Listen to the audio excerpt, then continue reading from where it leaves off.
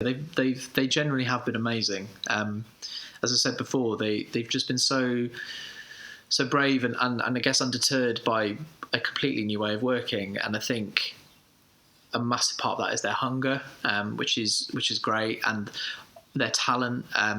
They're just they've really kind of embraced what is completely unknown to them. And I think what's great about it as well, from their perspective, is that a lot of them, because of what happened, lost the opportunity to be seen in their show and their showcases. And so for them to have this opportunity to really show everyone how amazing they are and how talented they are is great. And also, I think because of the format, it's been a real interesting challenge for us as a company to take what normally is a stage show where you're playing everything slightly bigger, and then to suddenly bring that down into what is very much close-up format, close-ups on each character's faces because of the nature of Zoom, and to find the nuance and I guess to find the subtlety within their performances has been great. And I think they've all really risen to that challenge really well.